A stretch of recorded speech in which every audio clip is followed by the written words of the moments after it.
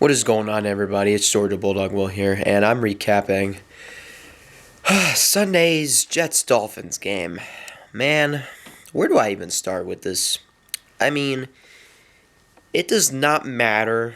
It does not matter that the Dolphins are really good this year. You know, they've won 10 games now. It's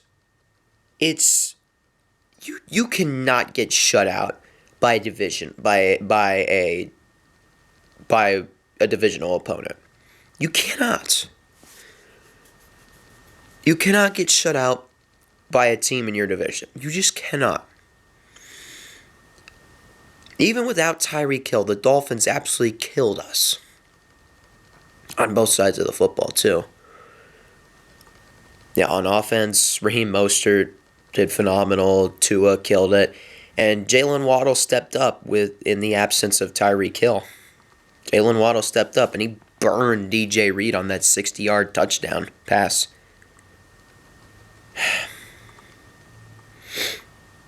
This was an embarrassment. I'm not gonna yell. I'm not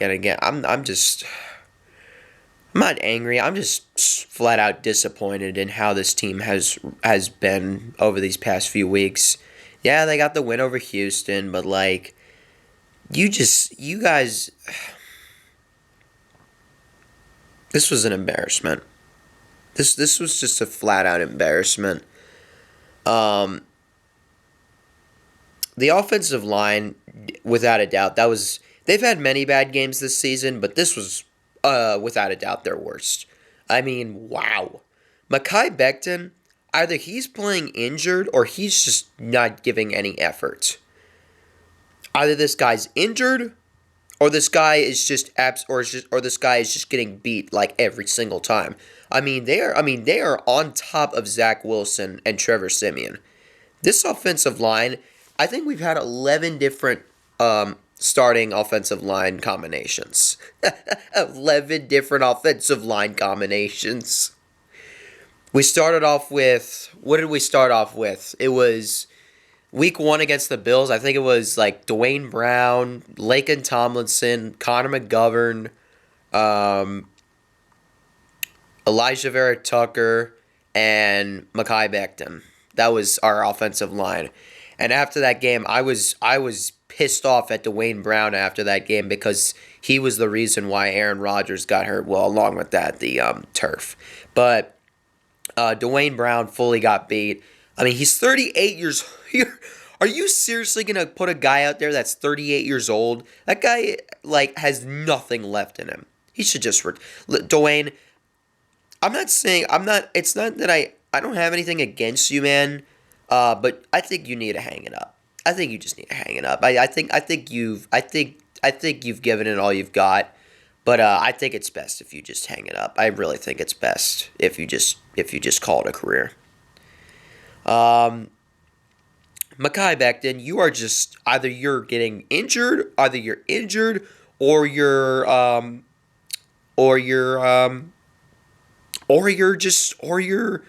just getting full on beat. What the hell are you doing? I am glad the Jets declined your 5th-year option. I am glad there should be accountability. You should have, for the offensive line, you shouldn't just be giving the veterans the role. There needs to be competition on the offensive line. We need to have competitions, and there needs to be competitions in practice of who gets the starting job at the certain offensive line position. Yes, Connor McGovern flat out won the center position. Okay, because no, he didn't. There was no competition. They were just McGovern's a better option. You have to prove it.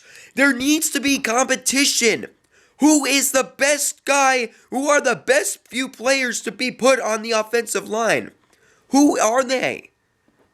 Who is the best player for each position? Who's the best player for left tackle, left guard, center, right tackle? Who is the best position? Who is it? Who's the best player for that position? Who is it? There needs to be competition. You can't just be giving the veterans or the guy that you think is the best player for that certain position. You need to have competitions. The way that I'm guessing the way that practice has been run for the offensive line is not helping them at all. Keith Carter, what the hell are you doing? I from Jets fans, I have not heard people blaming Keith Carter. I'm flat out blaming this guy. This guy is a major reason as to why the offensive line is the worst. This guy deserves a lot of blame. I know we've been blaming Joe Douglas and Robert Sala. We've been blaming Joe Douglas for not for not really doing any help other than drafting a few guys. Who the hell did we get in free agency? Nobody. We went with the same guys. We signed nobody to our offensive line. You know what we did with some of those signings? We put them on the practice squad. Where's this Roger Saffold guy? Where is he at? Remember we signed him? Oh, is he even around anymore? Where is this guy? I have not heard a thing about Roger Saffold. All we do is we sign these offensive linemen and we put them on our practice squad. Yeah, we think Becton and Tomlinson and I will say Joe Tippmann, the only guy that's been solid, the only two guys that have been solid on the offensive line this year are Joe Tippmann and Elijah Vera Tucker. That's it. Becton's been horrible. Brown is just not good anymore. He needs to hang it up. Tomlinson sucks. And just anybody else you've put out there is terrible. McGovern, he was good. Then he got hurt. Schweitzer then came. I mean, Tippmann, I would say Tippmann and Elijah Vera Tucker have been the only two good offensive linemen. Thing is, Tippmann, Tippmann's been the center, and, well, Tippmann's done a good job. I like what Tippmann has done, and unfortunately, AVT got hurt again and against Denver again. This offense, the offense needs to be the main focus of the offseason. We need protection because now that I've heard, this is going to be a long video because I'm going to be discussing the future of this team. What is there to look forward to in 2024? Because now, after this 30-0 blowout loss to the Dolphins, the New York Jets are are not going to the playoffs for now the 13th consecutive season. It has been 13 seasons without playoffs. The Jets have not made the playoffs since 2010. And now that I hear, these guys all get a pass because of the Aaron Rodgers injury. Joe Douglas, Robert Sala, Nathaniel Hackett, they all get a pass. Where's the accountability? Are you really just going to bring them back? Oh, because Rodgers got hurt. That's really a bad look on the front office and of the staff. That's really a bad look. That is just not good. If that's the case, that's what I heard. They're safe for 2024. If that's the case, they are all on the hot seat entering next season. Joe Douglas and Robert Sala, the pressure is going, it's going to be even higher next year for Douglas and Sala. The pressure is going to be even higher. We are amping it up. It is going higher. It's basically a do or die year. And now Aaron Rodgers yesterday on the Pat McAfee show. Oh, speaking of Aaron Rodgers, it's official. He will not play in the remaining games of the season. Because what's the point? We're eliminated from playoff contention. Why the hell would you put Rodgers in there? And second of all, why would you put him in there behind this abysmal offensive line? He will get killed. Rodgers will get killed by an offensive line. Now, I know Zach Wilson isn't fully to blame for this team's struggles, but just saying, he has not looked good. There has been no improvement. The Kansas City game and the Houston game, fluke. Absolute fluke. And maybe you could say, towards the end of the Giants game where he led the team down to get a game-tying field goal and send it to overtime, Jets ended up winning that game. Other than that, Zach Wilson has not been good. Now, again, he's been put in a horrible situation. He doesn't have an offensive line. And he has a terrible offensive coordinator. And the head coach is a defensive-minded coach. I think Jeff Ulbrich. I think Jeff Ulbrich should be our head coach, honestly. Jeff Ulbrich would do a much better job. Now, again, Jeff Ulbrich is our defensive coordinator, but I think Jeff Ulbrich would actually know what to do with the offense. Robert Sala, he only cares. Robert Saleh, just let Jeff Ulbrich do what he does with the defense. He knows what he has to do. Let Jeff Ulbrich do his thing. Ulbrich's safe. He needs to be on the team for a long time. The defense is fine. I mean, yes, the defense is fine. Sauce Gardner, DJ Reed, Jordan Whitehead, Tony Adams, C.J. Mosley, Jermaine Johnson, Ashton Davis, Quinnen Williams, Quincy Williams, Michael Clemens, Quentin Jefferson. I mean, they've all been very good this year. I cannot complain about the defense. The only game they really didn't show up in. I mean, the defense did not play good. The defense quit. And I don't blame the team because, when the offense is doing nothing and the defense is heavily relied on, honestly, I would just tell the offense, what the hell are you doing? And you know what? If you guys keep this up, we're out of here. I wouldn't blame some of these guys on defense for leaving because they're frustrated because they have to go above and beyond to help this team win games. It is the defense's job to win games. That is not how a football team should work. Absolutely not. It is the offense's job to win games. Well, it's also a job for Joe Douglas and Robert Saleh and the entire coaching staff. Robert Saleh, have you seen his record? Hold on, let me pull it up so I could prove to why it has just not been good with Robert Saleh. And yes, he's on thin ice entering next season. Okay, so Robert Saleh, he's been the head coach of the Jets this is his third season. Next year will be his fourth season. He has a record of 16-32 as head coach of the New York Jets. That is abysmal. And that's because all he does is care about the defense. He does not give a damn about the offense. There's no accountability with this team. There's no accountability with this team. Just giving everybody a free pass because of the Rodgers injury. Next year, I'd better not hear any excuses. Even this year, I wasn't taking excuses. Even this year, I was like, no, I don't give a damn. It does not matter that Rodgers got hurt. You have to step up. You have to step up.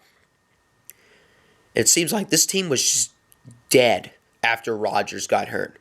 I still wonder how we beat the Eagles. You know why? Because our defense went above and beyond and helped us win. The offense sucked in that game. The offense was terrible. 5-9. Jets are eliminated from the playoffs again. Something has to change. I mean, yeah. The Jets are on thin ice next year. Joe Douglas, Robert Saleh, they are on thin ice entering next season.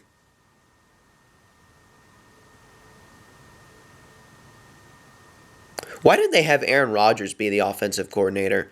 Have him just. Why don't they just throw Hackett just kick him, just throw him out of MetLife Stadium and just have Rodgers go up there and call plays? You'll see a big difference with Aaron Rodgers calling plays. Thing is, with Aaron Rodgers, he will overrule. He will not listen to, when Nathaniel Hackett calls plays. He'll just be like, no, I'm not going to go with that scheme. I'm going to do what I think is best. And Aaron Rodgers will come out there, and it'll be like when Rodgers was still on the Packers and when Hackett was the offensive coordinator. Aaron Rodgers is like, I'm going to go with my own play here. I know what we should do. And then he reads the defense, and he knows what to do, and he execute, and then the Packers execute that play perfectly. This is what I want to see with the Jets. I want Aaron Rodgers I want him to overrule Nathaniel Hackett and be like, nope, that play call's not going to go well. I'll do what I think is best. That's what I want to see. Jets are 5-9, eliminated from the playoffs again. We play the Commanders on Christmas Eve. That game's going to be horrible. I hope nobody shows up to that game. You know what? As a matter of fact, every Jets fan that plans on going to the game, do not spend your hard-earned money on this patheticness. Do not do it. I don't want to see I hope the stadium is empty on Sunday. You know what you should be doing? Instead of going to watch the Jets, go celebrate Christmas Eve Go celebrate Christmas with your family. Celebrate Christmas with your family. I may not even watch the game on Sunday. I will because, I enjoy football. And, yeah, maybe we'll do something. Maybe we'll win because, the Commanders are horrible. But, we're not. Are we much better? No. We are horrible. We are horrible. These are two teams that have, one of them used to have a terrible owner, and the other currently has a terrible owner. The team that used to have a terrible owner was the Commanders with Dan Snyder, and now Josh Harris is their owner. And the Jets with Woody Johnson, who doesn't know what the hell he's doing. And two teams that have terrible football fields, FedEx Field and MetLife Stadium. And it's going to be on MetLife Stadium, so sorry, Commanders. It's not much better than your field. It's not much better than your field. So if you guys have season-ending injuries, I'm sorry. But yep, it's going to be a battle of two terrible teams on Christmas Eve. Who's going to win? I don't know. They're saying the Jets are favored by 3. Wow, when was the last time we were favored? But yeah, I have no expectations. If you win, cool. If you lose, the positive of losing. I hate to root for us to lose, but, have a high draft pick. We're currently stationed, I think, for the 6th or 7th pick, something like that. But yeah, I'll see you guys later, and go Jets.